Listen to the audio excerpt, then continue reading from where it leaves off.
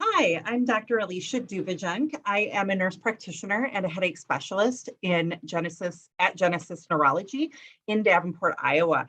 I have been working in general neurology since 2014 and became certified in headache medicine through the National Headache Foundation in 2018.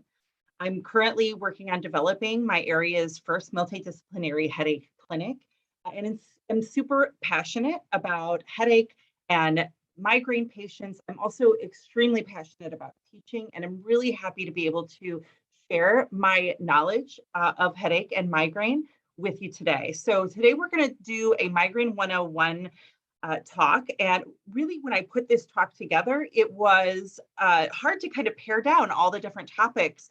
So this lecture really became a what the headache specialist wants you to know. So a lot of this information I'm going to give is a lot of information that related to problems maybe that I see coming into my clinic and things like that. So hopefully you find it helpful. Of course, these are my faculty disclosures. I do work with a variety of pharmaceutical companies on migraine-specific therapies, usually as a speaker or through advisory boards. So why are we here today? Why is migraine important? Well, it's an extremely prevalent and disabling disease. So over 31 million Americans live with migraine, and that turns out to be about 1 out of every 4 households in the United States that have a person with migraine living in that household. It's been identified by the World Health Organization in their burden of disease study in 2016 as the second most common cause of years lived with disability in the entire world. And I think that surprised some people. But really, if you think about it, these are people who are losing hours and days in really what's supposed to be their most productive years, those teen to early to mid-adult years. This interferes with work productivity, educational goals, relationships. It contributes to absenteeism and presenteeism, which means you're actually at work, but maybe your mind isn't totally working 100% in your work. And roughly half of those with migraine receive an accurate diagnosis. I think that also surprises people, right? How is it hard to diagnose migraine? Well, sometimes migraine can be tricky, and the diagnostic criteria aren't always straightforward. It's one of those criteria where, well, you have 2 of these factors and 1 of these factors, or you can have this factor.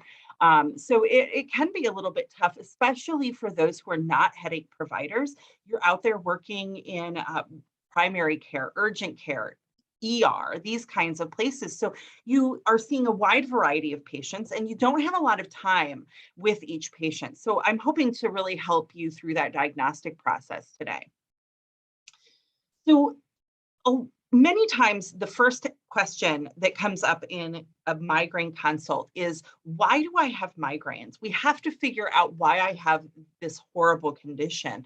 And really, it's one of the most easy questions to answer. The answer is it's a genetic condition like so many other conditions. There's actually 40 genes that have so far been identified that encode for various primary headache syndromes.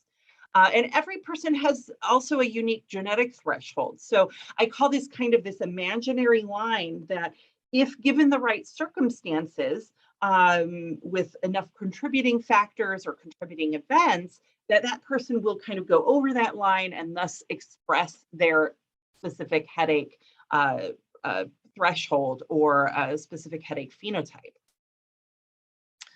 So a little bit about migraine pathophysiology. We have really come a long way in the past couple of decades, really figuring out what migraine is. I think most of us that have been practicing for any amount of time really remember those older days where we had kind of that vascular theory, right? We knew that in migraine, we had these dilated, swollen, angry vessels.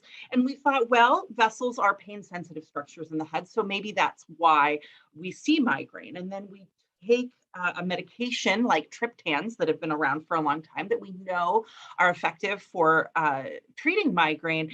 And we know that those medications, one of the things that happens with those medications is vasoconstriction. So that kind of went along with that vascular theory. But actually, with further research, we found that the that the vessel dilation is actually a result of the migraine signaling that's going around in the central nervous system. So the sensory fibers that are involved in migraine arise from the trigeminal ganglion and the trigeminal nucleus caudalis in the trigeminal vascular system. And you can see that on the figure on the right, all of these little lines. I know it's a little confusing, but really this sits around that, right in that brain stem. And these nerve areas are activated by mechanical, thermal, or chemical stimuli. And this is, so the brain sensitive structures of the brain is actually not the brain tissue. It's the meninges, it's the vessels, it's the musculature around the head, neck, and shoulders. And when these nerves in these areas are activated by this stimuli, then we start expressing all of what I call this inflammatory soup.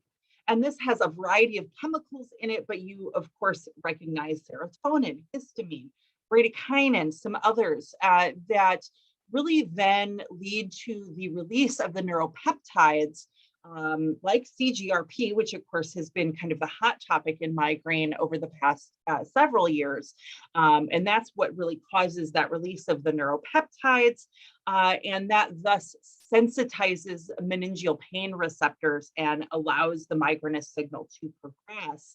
I will point out here, these centers in the trigeminal vascular system, these are actually adjacent to, but not within the brain. So these are actually peripheral nerve areas, even though they're very close in the brain. And that actually makes a difference when you're looking at certain medications. Do they work in those peripheral nerve centers, or do they penetrate the brain and work more centrally? So you may choose different products because of that.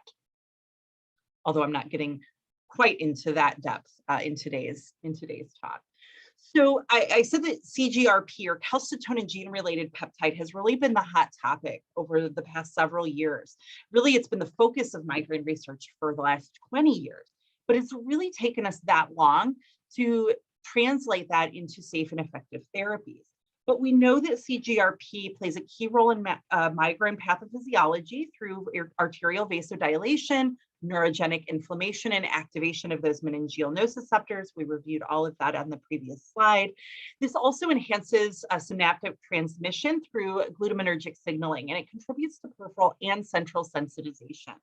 So we talk about central sensitization in migraine, and really what that means is the migrainous signal has moved from those peripheral nerve areas around the brain and have really progressed up into the central portions of the brain. And I kind of consider this a point of no return, so to speak. This is why when you use triptans or older anti-migraine medications acutely, that we really pound into our patients, you have to take this medication as early as possible. And it's because those medications act in those peripheral nerve areas. And if you allow the migraine to progress into the point of central sensitization, where the migraine signaling has gotten into the central portions of the brain, those medications are not going to work as well.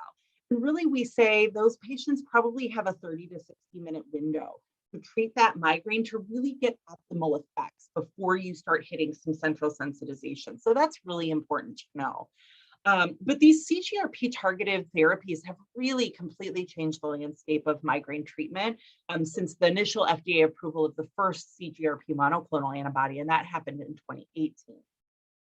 But even when you look at some of the older migraine treatments, whether they're preventative treatments or acute treatments, a lot of those treatments actually affected CGRP levels indirectly because they were blocking other chemicals that led to the CGRP release.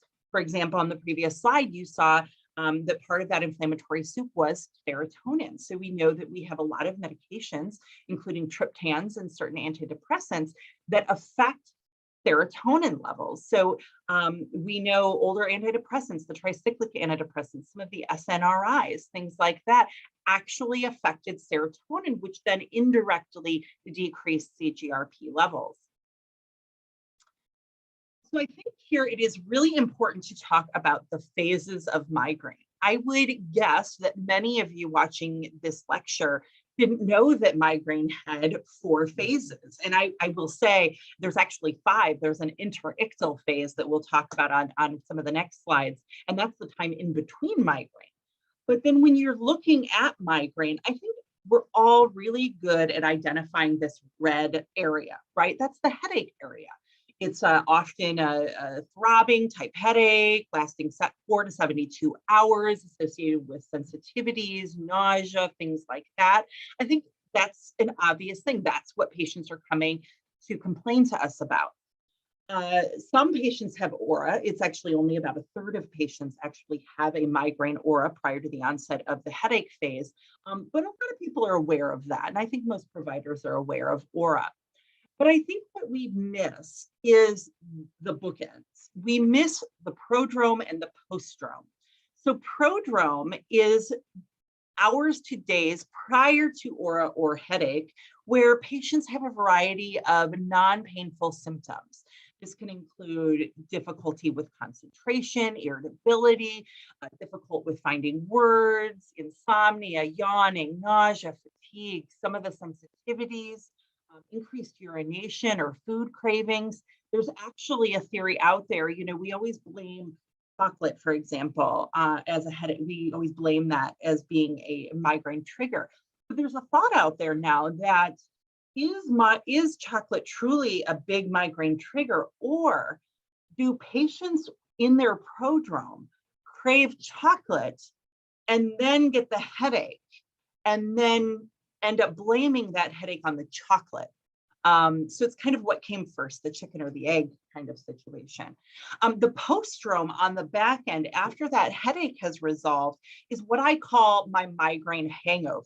I feel like I've been hit by a Mack truck. I can't concentrate. I'm irritable. I'm depressed. I'm fatigued. I have trouble understanding things. I'm just not really at 100% mentally. And some people can even feel some euphoria type symptoms during this stage. But I think that the importance, there's a couple of really important things when we look at when we learn about these phases of migraine. First of all, if you're the first provider who talks to a patient about prodrome and postdrome and explains this process, they're going to be so impressed with you because you just explained their entire life, right? That's a really common question in my clinic. Why, when I'm not having a migraine, am I still so nauseous? Why am I so light sensitive? Why do I always feel like this when I don't always have a headache? So that, first of all, is helpful. It explains to a patient maybe why they're having some symptoms.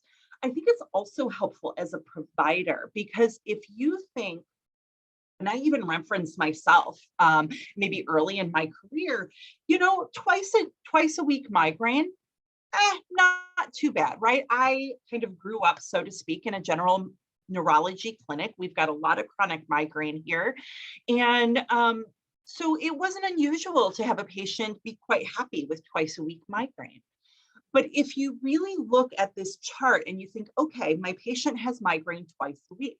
So you have prodrome for hours to days. Maybe you have a migraine. You have a headache, hours to days. And then you have postdrome, hours to days. Put that all together and say, okay, you're having that twice a week. And I want you to do that calculation. That's constant migraine signal, right? So your patient who you think isn't doing too bad because their migraines are only twice a week, they only have 8 migraine days per month, that patient may not be doing so well. They still may be in constant migraine cycle, depending on their situation. So I think that's really important to take into consideration when you're looking at how to treat a patient and when to start thinking about migraine prevention. The interictal phase, I told you before, is kind of that time between migraine. The functional MRI studies that have come out actually show that there is altered brain function in migraine patients, even between attacks. So these patients, you see these patients, right? They're wearing sunglasses all the time, or you have your high schooler that comes and says, I'm fine until I get into this class. The lights are just terrible, and I'm by the window and the sun is shining in, and there are loud, noisy kids in my class, and it's always triggers my attacks. These patients are hypersensitive to stimuli. In fact, there's also been a newer theory that migraine is on the spectrum of sensory processing disorders, not dissimilar to things like autism. And interestingly enough, patients with autism have higher rates of migraine than the general population. So that's very interesting as well. So it's not uncommon for patients to report, GI symptoms, dizziness, migrainous sensitivities, cognitive dysfunction, these kinds of things, even in between migraine attacks.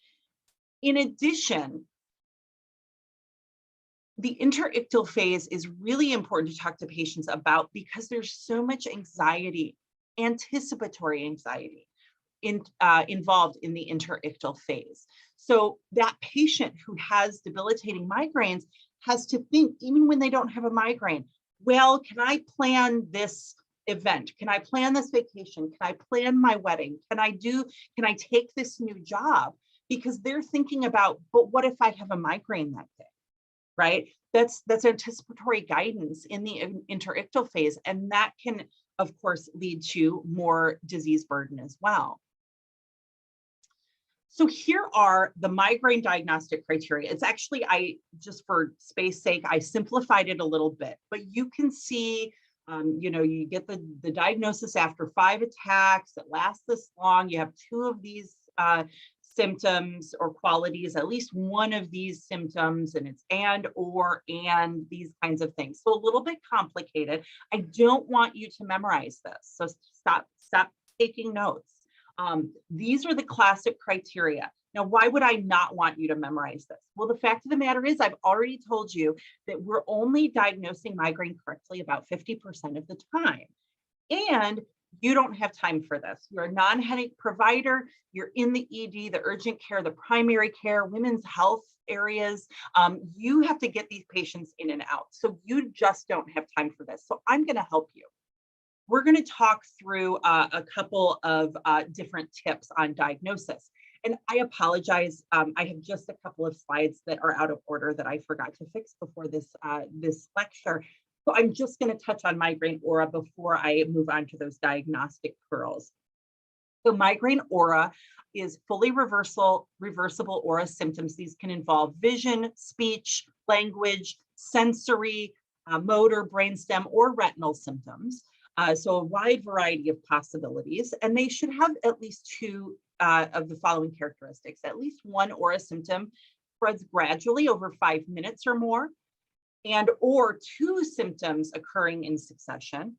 Each aura symptom lasts 5 to 60 minutes, and at least one symptom is unilateral. Now, some of the symptoms, of course, are non-lateralizing. You can't lateralize dizziness, so that does not count. It counts as an aura symptom, but that does not have to be unilateral. Aura is accompanied by or followed by headache, and there is a possible lag phase that lasts up to 60 minutes. So back to migraine diagnostics. So only about 1/3 of patients have migraine aura. So make sure that you are not ruling out a migraine diagnosis simply because the patient isn't reporting aura, because the fact of the matter is, more often than not, they don't have aura. The diagnostic criteria, these were made by the International Headache Society. They do not require GI symptoms. So you cannot say the patient doesn't have migraine because they're not nauseous or vomiting. That is not consistent with the diagnostic criteria. Vomiting actually occurs in less than 1/3 of migraine patients. And remember back, I didn't read out all of the criteria, but in that criteria, kind of your classic migraine is a unilateral throbbing headache, right? Well, but 41% of migraine patients have bilateral pain. Well, gosh, no wonder we get it wrong if we're sitting here telling people to look out for a unilateral headache and 41% of the patients have bilateral pain. 50% of the time, migraine pain is non-pulsating. So it doesn't have to be unilateral. It doesn't have to be throbbing or pulsating, even though those are a part of the diagnostic criteria. How confusing is that? It has to do with that if this, then that, one of these 2 and one of these 4 kind of situations. they're complicated guidelines. So hopefully this is helpful for you. ID migraine is one of my very favorite things that have come out. This came out in I think a couple of years ago with some research that was done by Dr. Lipton and some of his partners. And this is it's a validated tool. And this is a really good, quick and dirty way to screen your patients for migraine. So if your patient's coming into clinic for a migraine complaint, or maybe you're seeing a patient for their yearly exam and you're just screening, hey, you're a middle-aged woman, do you have any headaches kind of inquiry, which I of course encourage you to do. You can use this 3-item migraine screener, and even your staff can do it, or you can even make a little piece of paper and the patient can fill it out themselves in the room while they're waiting for you. So ask the patient, do you feel sick or sick to your stomach or nauseated with your headache? Does light bother you with your headache? And does your headache limit you from doing what you need to do for any day in the previous 3 months? If your patient says yes to one of these, you should at least ask additional questions and consider a migraine diagnosis. If patients say yes to 2 of these things, your probability of having a migraine diagnosis goes way up. If the patient has all 3, I mean, that's almost, I think in the study, I think that was like 99% accurate in identifying migraine. So these 3 questions can really help you immensely and lead you to a possible migraine diagnosis and help you create a more effective and appropriate management plan for your patient. When I first started in headache, I was lucky enough to work with a physician named Brad Torfey. He was formerly of the Diamond Headache Clinic. He now is the medical director of the Chicago Headache Institute and Research Center. And he really took me under his wing at the beginning of my career when I was learning about migraine. And I'll never forget this quote that he told me, which I actually have since heard that is actually a Seymour Diamond quote. Actually, he said this first, but it was Dr. Torfey who taught me, any patient presenting to your clinic with a complete complaint of headache that interferes with their daily activities. I've had to miss work. I've had to stay home from school. I missed a family event, or I can't participate in my sports. That should be assumed to be migraine until you have proven otherwise with the diagnostic criteria or some other diagnostic testing that indicates a secondary cause. So hopefully those pearls are very helpful to you. The other thing that I want you to think about when you're trying to diagnose a patient with headache is the fact that there's really no such thing as a sinus headache as an ongoing cause of frequent headaches. Rhinosinusitis as a primary cause of headache is rare. If you do have a sinusitis, that can be a contributor for headache and some migrainous symptoms, but it's not usually the primary cause. Usually if somebody is coming with significant sinus headache issues, you really want to consider a migraine diagnosis and obtain additional history. What are their sinus headache symptoms? Is it simply these, I have a headache and I feel it in my face and I feel congested? That doesn't necessarily equate to a sinusitis diagnosis. Especially if you have that patient who says, oh, I get sinus headaches twice a year, never fails. I have to be on a Z, it's one of these patients, you're ordering Z-Paks or whatever antibiotic that you use for them twice a year, 4 times a year for their sinus headaches. It's just a regularly occurring thing, or gosh, they do a course, you have somebody who has this situation, you order them a course of antibiotics, they're not getting better, or they kind of get a little improvement and then they get worse again. I really challenge you to consider a migraine diagnosis. Ask about family history. Ask about other symptoms like migrainous sensitivities, nausea, vomiting, dizziness. Are they running a fever? You would expect if someone had a significant sinusitis that would contribute that badly, they might be running a fever. Maybe they might have a elevated white blood cell count. Or maybe if you have this situation with recurrent sinus infection, grab a sinus CT or send them to ENT. Make sure that there's actually a sinus issue that you're addressing. I see so often where patients and their well-meaning providers have really been chasing sinus infections several times a year for decades. That's not sinus headache, that's migraine. And you really should consider adding a migraine specific treatment option. I have lots of patients who swear they have sinus headaches. And I don't just sit and say, well, you're wrong. You need to listen to me. But I do some shared decision making. I say, it sounds like your sinus headaches aren't being adequately treated with these antibiotics or not adequately treated with the Sudafed, not completely 100% better. What if we add a migraine specific option to that treatment the next time you have an episode? So maybe I won't just give you Sudafed or that Z-Pak. Maybe I'll give you a migraine specific acute medication. Right. And I've done that with several patients. And it's amazing how often they come back and they say, that worked way better than my sinus medication because it wasn't sinus headache in the beginning. Withholding migraine treatment. Thankfully, I don't see this as often as I used to, but I do still see patients where they say, my primary doctor didn't really start me on anything. They just said, I'm depressed and kept trying to give me antidepressants. Or, my doctor says, I'm very overweight and that's contributing. So they really want me to lose a certain amount of weight before they start treating me for this kind of condition.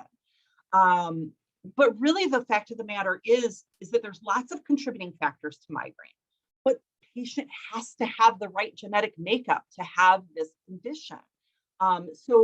It's really, in my mind, not ethical to withhold treatment because you think that there's some other disease process going on, unless of course you feel like, there's some safety issues, certainly.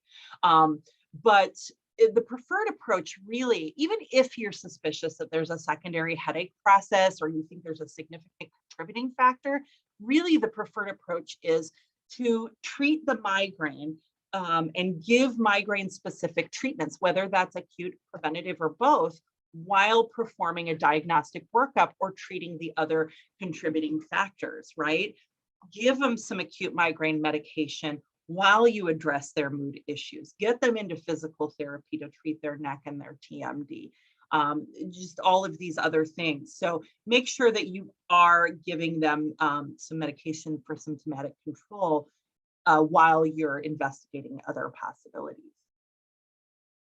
So I said there's lots of contributing factors for migraine, right? Anything from stress to sleep to diet, mood issues, environmental sensitivities, hormonal changes, metabolic changes, physical or psychiatric illness, certain medications, and of course musculoskeletal issues. I never knew how rampant temporomandibular disorder was until I started in headache medicine.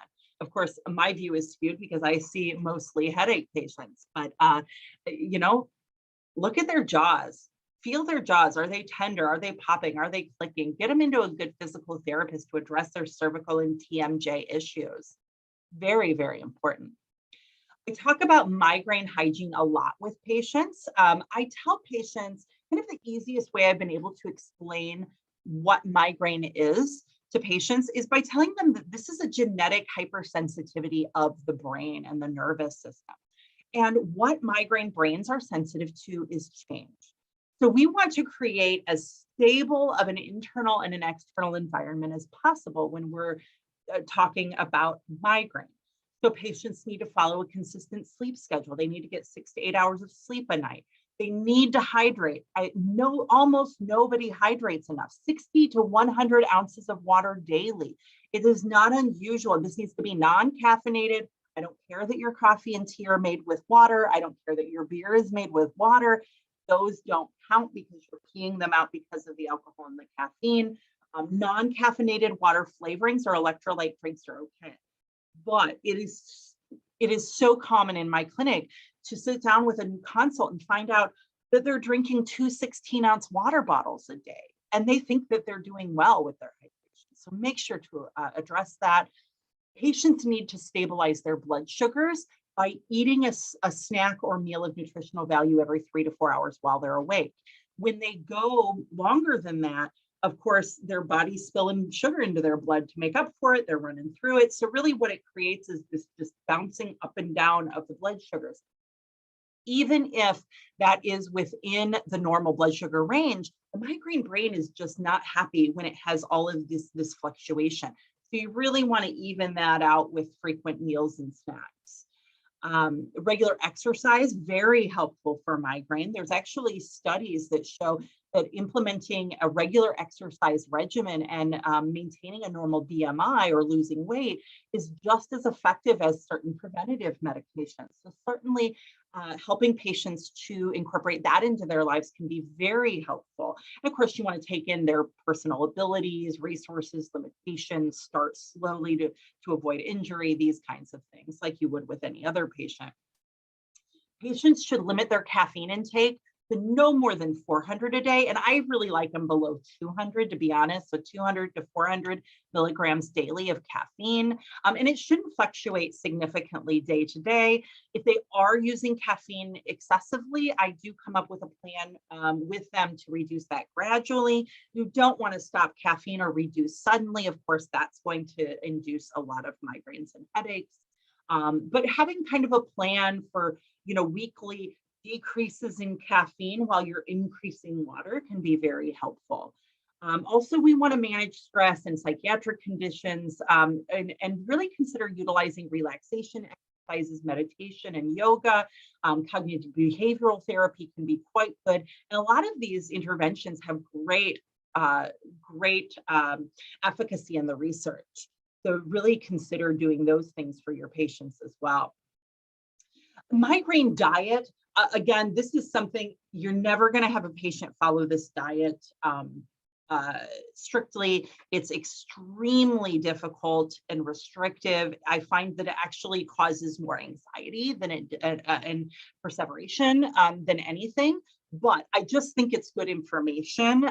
So this is kind of the quote migraine elimination diet. Basically, you take all of these things out for 12 weeks and then reintroduce them one at a time, no more frequently than once a week.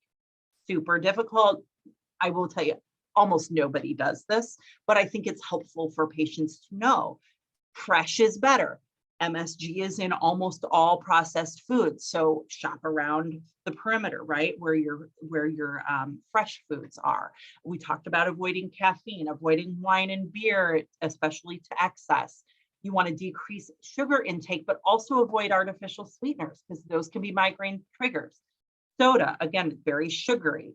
Soy, aged cheeses, soft cheeses actually are better. So they can certainly do, that's supposed to be cream cheese, not cream. Cream. And that's supposed to be cream cheese and cottage cheese. I don't know how that happened, but I will fix that for my next lecture.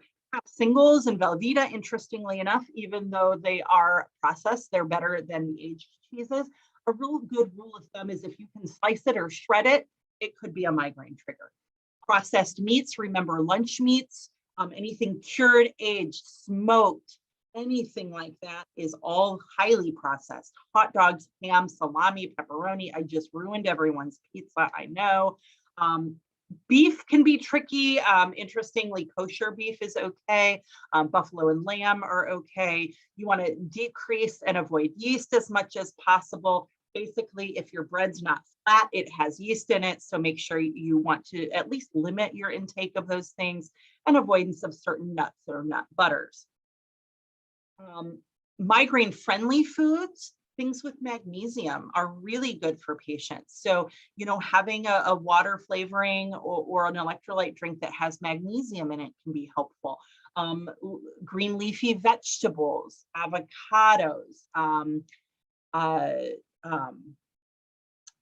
cashews have a lot of, even though they're nuts, they have a lot of magnesium in them. So those can be helpful. Those would be very usually migraine friendly foods. So moving on to some of our treatment of migraine. First, I am going to go through some of the medications we use for migraine, but I'm not really going to focus on specific products. That's really not my focus today, but I'd really like to talk about strategies for acute migraine treatment. So we've got three basic strategies when we look at acute treatment. Step care cross attacks. This is very common. This means you prescribe a medication, the patient uses it for several attacks. They come back to you, you say, hey doc, my treatment's not working, so we switch them to something else, and they try that for a while. That's step care across attacks. Step care within attacks. This means that we're starting with product A and we're escalating therapy for the same attack if the initial treatment is not effective. So this might be your patient that says, oh, I start with some over-the-counter naproxen, and then if that doesn't work, then I take my triptan, and then if that doesn't work, then I take my other treatment. I take my Gpan, or I take, hopefully not your narcotic, but they are out there. So that is step care within attacks. That can be helpful, but I want you to think back to what we talked about in the beginning about the stages of, or not the stages of migraine, but the pathophysiology of migraine, right? It starts in the periphery, and then over about an hour or so, it spreads into the central areas, causing central sensitization. We need to catch the attack. So that's the problem with the step care within attacks, is that if you do that, you may end up missing your window of opportunity to really treat that migraine most effectively. Stratified care actually is the biggest recommendation from the American Headache Society for especially difficult to treat attacks, or difficult, maybe more of those chronic intractable migraine patients. So this would be utilizing different medication options for first-line treatment based on specific headache characteristics or environmental factors. So I may have product A that I will use when I'm at work. If a migraine develops slowly over an hour or two, I can take option A. I have a different kind of migraine, maybe where I wake up and I am in a full-blown migraine. I missed the beginning of the migraine because I was asleep. It is full-blown, it is at a 10 out of 10, and I am not going anywhere. Or maybe it's an attack that developed very quickly during your day, right? This escalated within like 15 minutes. I went from a 0 to a 7, and it just escalated very quickly. And now, maybe that other first-line medication that is really effective when I can catch my migraine, that one's not going to work. So I have product B for that kind of a headache. And maybe I have product C as my rescue. When all else fails and I am about to get my butt to the ER, then I'm going to try my rescue medication before doing so. But that's really the best option for someone who has difficult to control migraines. Of course, these are the general groups of medications that we use for acute migraine treatment. Most patients are going to be trying over-the-counter medications, analgesics and NSAIDs, naproxen, ibuprofen, acetaminophen, some of the combination treatments, aspirin, they're all over the counter. There are some other options that are prescription, whether that's oral or in an intramuscular injection or IV. Triptans, these have been the standard of care in acute migraine treatment since the 1990s. We have a variety of options. We've got a variety of routes. It's really nice to have some of these injectable or nasal spray routes for your acute migraine treatment because that bypasses the stomach. Patients do get gastroparesis during migraine. That's why patients sometimes feel nauseous or vomit because their stomach just stops moving. So in those patients, sometimes oral options are not the most effective because they're not getting through. So a nasal spray or injectable option can be much more effective. Ergots or ergot derivatives can be very helpful. These are actually some of the oldest medications we use, but I still use them fairly regularly in my clinic. We can do subcutaneous or IV DHE. We've got Migranol nasal spray. We've got Cafragot, which is an ergotamine combination medication. The one that's not on here, because I made this before it was FDA approved, is one called Trudesa. That is a DHE nasal spray in a more effective delivery device. It's got like gas propelled or something. So it gets it up into the upper nasal cavity where it needs to go. So that's kind of a new toy we've got. Dopaminergic medications, metoclopramide, prochlorperazine, chlorpromazine. These medications, really, if you look them up, they're antipsychotic medications, but most commonly people use them for nausea. But there's actually good evidence in the research that these medications actually help to decrease migraine signaling and can be really helpful in combination with other acute migraine treatments. So those can be very helpful. We've got Gepants that have come out onto the market over the past couple of years, Nurtec and Ubrelvy being the two options. And then, of course, we've got Rayvow, and that is a Ditan. It's the only one in that class. It's also a serotonergic medication like the triptans are, but they have completely different functions, those serotonin receptors. So a couple of other things to think about. Cardiovascular risk is really important thing to keep in mind when you're using triptans or ergots. You don't want to give anyone with significant cardiovascular risk those medications because they do constrict vessels. So if someone has history of hypertension, hyperlipidemia, diabetes, they've had strokes, heart attacks, maybe certain people with blood clots, I really will use a non-triptan or non-ergot option.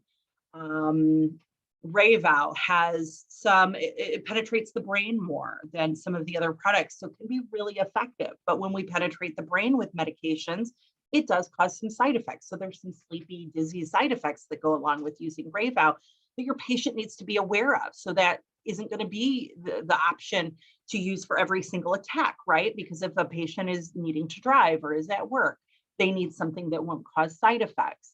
Gepants can be really nice, good side effect profile, really low rates of side effect, and these don't cause medication overuse or rebound headaches.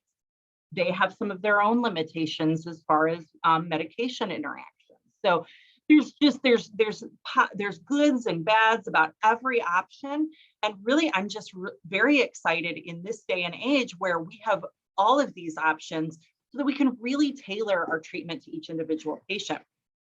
I may talk about it in a coming slide. I don't remember, to be honest, but also in here would be neuromodulation devices. There's several of those out on the market. They've got great efficacy and really superior safety in so many ways. You know, it's not a systemic medication. It doesn't have a lot of side effects.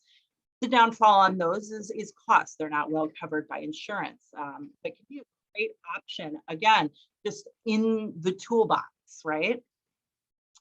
Narcotics and barbiturates. Narcotics and barbiturates had been widely used for migraine treatment in the past. Butalbital is kind of the most common barbiturate that's been used in migraine, but they're associated with significantly higher rates of rebound or medication overuse headache. So these ultimately cause way more problems with your patient's headache over time than I believe that they're worth. They're also associated with dependency, addiction, withdrawal, and there's a risk of overdose. So they're risky medications. They may make your patients worse. And really, with all of the great options that that have been developed over the past several years, I feel like I don't really need to go there. So actually, my headache clinic is narcotic and barbiturate free. There are some clinics out there that will do it. You'll see a lot of maybe your older patients that have had migraine for quite a long time. They've just been on these medications chronically. But I'm really happy to report that with some of the newer products that I reviewed on the last slide and some of the products that we're going to go through for prevention on some coming slides, I've actually been successful in getting patients off of chronic narcotic and barbiturate use. We can do this. We can get patients off of these medications. And that's been really exciting in my clinic. So migraine prevention, when do we think about migraine prevention? So the American Headache Society came out with guidelines that said you should consider migraine preventative treatment if your patient has 4 or more migraines per month, or if they have 2 or more migraines per month and it's associated with moderate to severe migraine associated disability. If your patient is missing work regularly, but they only have 2 migraine days per month, they might be eligible for prevention. For example, I have one gentleman that I always talk about when I talk about these guidelines. He has 1 or 2 migraine days per month. I think maybe 2 most of the time. So that doesn't sound too bad. But he has a very prominent migraine aura that lasts throughout his entire migraine. So it lasts several hours where he cannot see at all. The man is a truck driver. And I don't know anyone who has an employer that's okay with you randomly and suddenly missing work twice a week consistently every month. So that person should probably be offered a migraine preventative. And of course, that particular patient is now on migraine prevention and doing quite well. These 6 boxes, these are your 6 general boxes where you're going to pull your migraine prevention from. So the first 2 on the top and the red box in the middle, these are your old generic oral preventative medications. We've got certain antidepressants, certain antihypertensives, and certain anticonvulsants.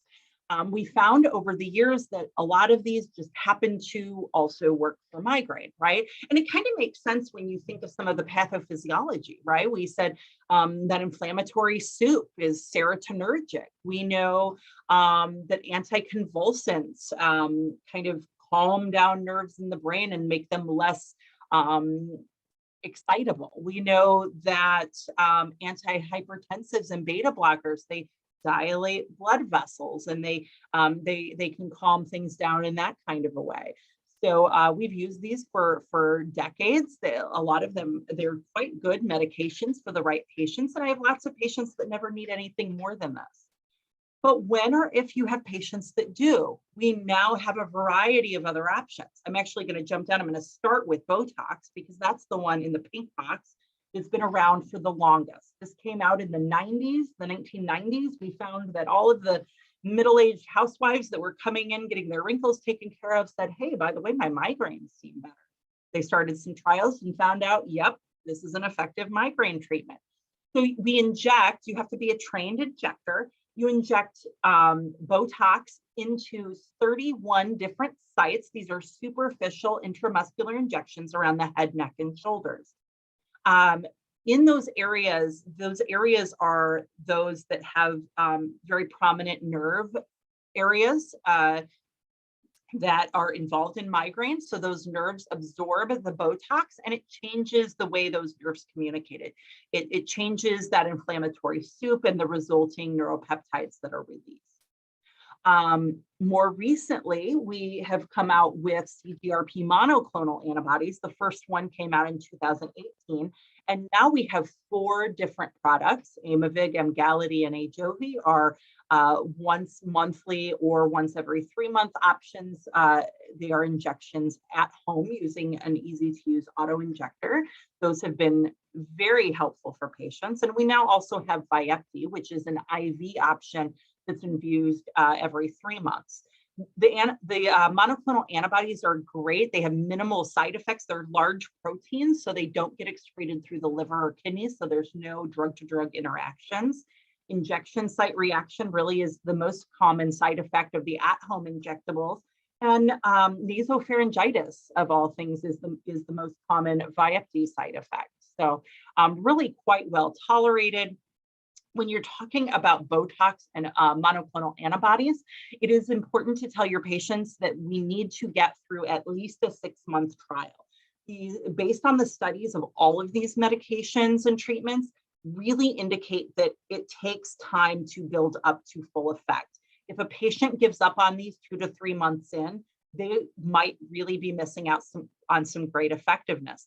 I've actually had a few patients who really gave it the old college try and stayed with it for a year.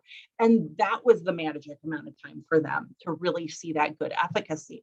So I'll bring them back sooner and we'll work on other things like contributing factors and acute treatment and those kinds of things. But really, I make sure patients understand we need to give this a good 6-month trial before we give up.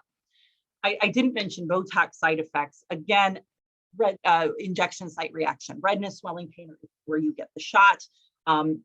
A few times a year, I come up with somebody with an eyebrow issue, either a ptosis or what I call spocking of the eyebrow, where the eyebrow is raised. The nice thing about those side effects is it wears off, right? But you have to do Botox every 3 months because it wears off. So these side effects last maybe a month or two most of the time.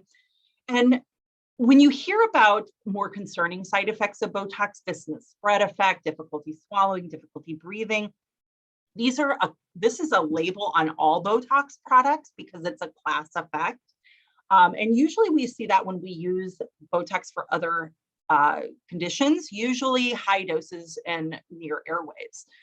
Migraine protocol uses low doses and does not go around airways, and there have not been any documented cases of distance spread effect in migraine protocol using Botox. So I just like to tell people that so you can share that with your patients.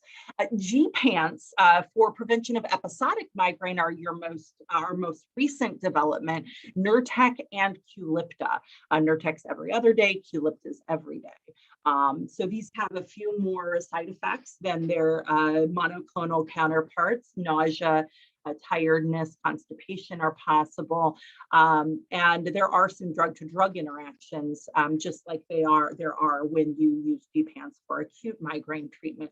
So these are mostly medications that utilize the CYP3A4 hepatic pathways. So just make sure you're using your interaction checkers. A lot of times it's more of an efficacy issue than a safety issue, but we do want to be mindful of any interactions that might come up. So non-pharmacological therapies, there are lots of other things that we can do.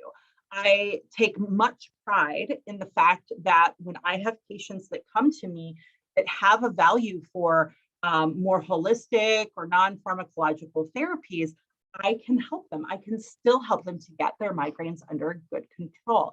And I do this by not only lifestyle change and addressing contributing factors, but I use, there's really great evidence in the research for physical therapy, neuromodulation or neurostimulation that I referenced before. We have actually devices both for acute treatment and preventative treatment now.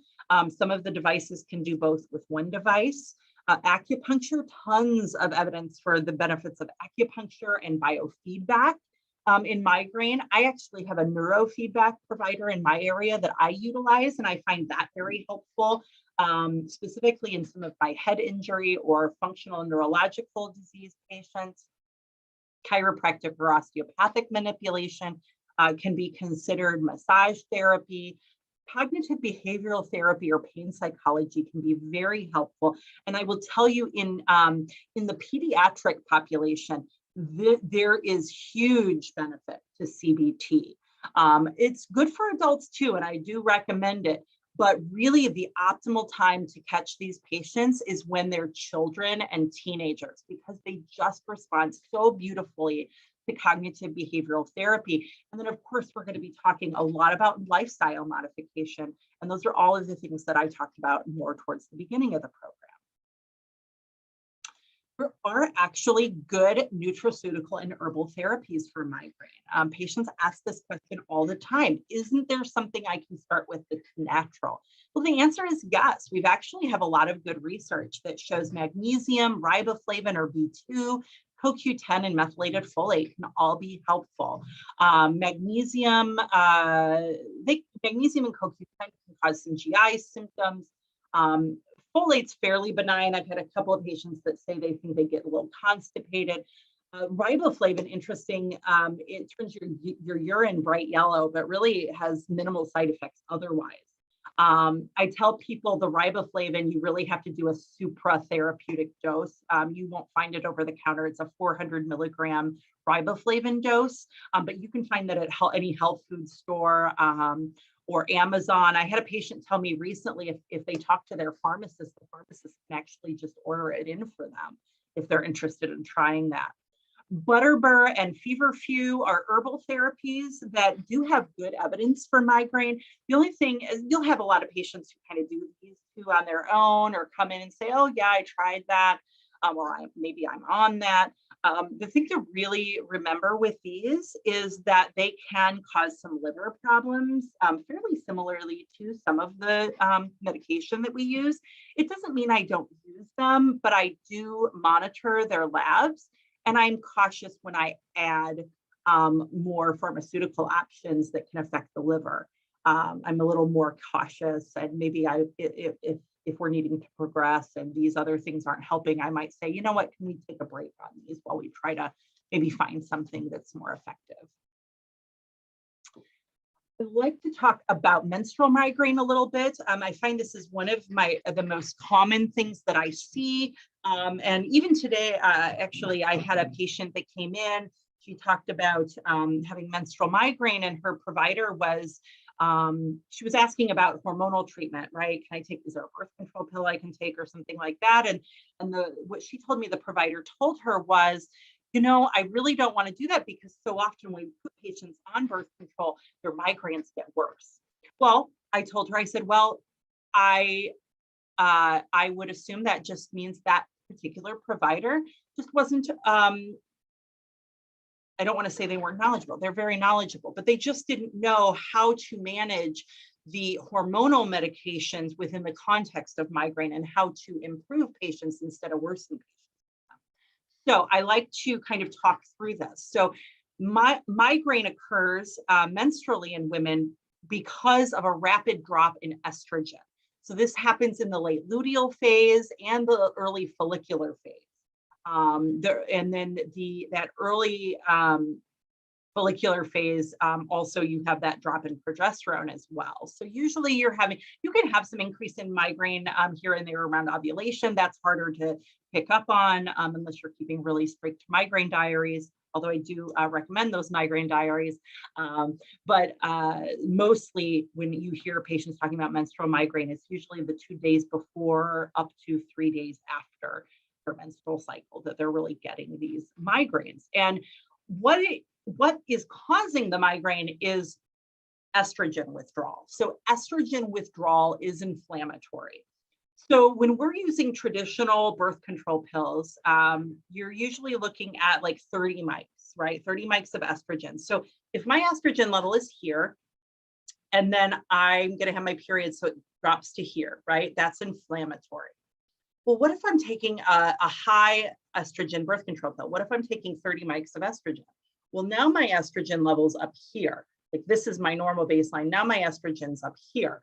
So now instead of going from here to here, now I'm going from here down to here. So I have a much larger drop.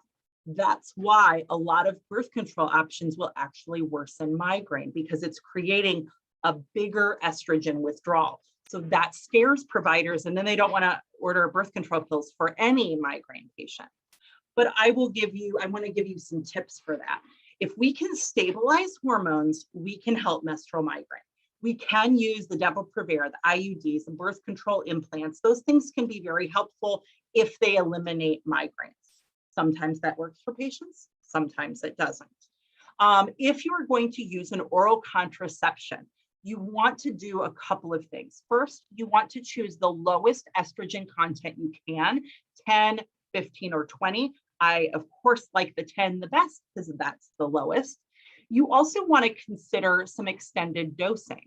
So maybe choosing a product that either doesn't have sugar pills at all and is just, you're just eliminating the sugar pills. There are some quarterly products that have sugar pills only every 3 months. So they're only dealing with menstrual migraine 4 times a year. There's also, I'm a big fan, probably one of my favorites is one called Low Estrin Faye. That's a 10 microgram estrogen birth control pill. It steps patients down in their estrogen dose over a few days, and then they're only on a sugar pill for 2 days and they start their next pack. So it really brings down their estrogen levels more gradually and more gently, and then minimal sugar days before they start back on their 10 mic estrogen. So this really helps to minimize menstrual related migraines. If that's not enough, or if for some reason the patient doesn't want birth control or birth control is contraindicated for whatever reason, I do mini prevention very often. In fact, probably my first step in managing menstrual migraines is using a long-acting NSAID. My drug of choice would be naproxen, because then you only have to dose it twice a day. But I'll take a naproxen, whether it's a couple of over-the-counter or maybe I'll give them a 500 milligram prescription, and I'll have them schedule that twice a day, every day during the time that they usually have their menstrual migraines. So that maybe that's day, -2 to day 3, right? Because that's when they have, it's usually only up to a 5-day course, but they'll just take that NSAID twice a day for that time. I do the same thing if that doesn't work or they can't take NSAIDs. I do the same thing with triptans or D-pants. Triptans, naratriptan and frovatriptan are the best because they're the longer acting triptans. You can order, probably my most common is naratriptan 2.5 milligrams twice a day for 9 pills, right?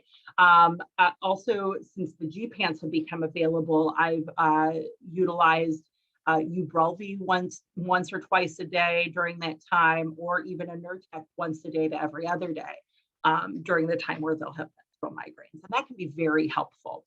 I do want to talk about, because I gave this talk before and somebody asked about non-estrogen birth controls. Those can also be helpful. Again, they don't increase usually the menstrual migraines, but sometimes it's unless you're using extended dosing and not allowing a patient to have a period, sometimes it's just not good enough for the prevention of menstrual migraine. So yes, they're used. I have some patients who have left with them. So I just wanted to put that out there because it's not in these slides. A couple of other caveats for birth control. There have been previous reports of increased stroke risk in women using combined hormonal contraception. But remember that these studies were these studies were done in the 1960s and 70s when all we were using was high-dose estrogen. Okay, we did not see, when they kind of redid studies with various estrogen doses, they did not see an increase in stroke risk with very low dose combined hormonal contraception with 20 to 25 mics of estrogen. And the continuous ultra low dose formulations, that 10 to 15 mic dosage, may even help to reduce aura frequency, which then actually could reduce stroke risk. So that's just kind of something to keep in mind.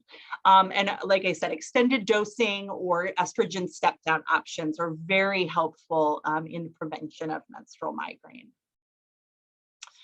So I, of course, couldn't tell you everything. This is just a small snippet of just issues that come up in my clinic when I'm seeing headache referrals or consults. So I did want to give you some migraine educational resources. The Diamond Headache Clinic has a great research and educational foundation that you can see the website there. They have great, I think, free educational modules. The National Headache Foundation at headaches.org also has some good education modules. They also have great handout options that you can print out and give to your patients for education. And then the American Headache Society, just this last year actually, came out with their first contact program. So you can sign up for this. It's a virtual program that you watch on whenever it's convenient to you, or they do have some scheduled live events, I believe, as well. But this, you go to AmericanHeadacheSociety.org and look for that. It's a wonderful program for educating primary care and non-headache providers on how to manage migraine. It's such a prevalent disease, and there's not a lot of headache specialists. I, for example, am one of 3 in my state. We are not a state that has a lot of headache specialists. So it's really important to me and to patients that non-headache providers really get as much education as they can in regards to headache, because it's just so important. And you guys really are the first line for these patients. And if we can educate providers like you on how to manage headaches and migraines, that opens up the headache specialists to take care of the more difficult, complex patients. So hopefully those resources are helpful to you. These are the references where I got the vast majority of the information that I presented today. And hopefully you found the lecture helpful. I do provide my email address. I'm always excited to talk to other providers, specifically other APPs, about headache. So feel free to shoot me a question or a hello. Just be patient with me and getting back to you. Thank you and have a great day.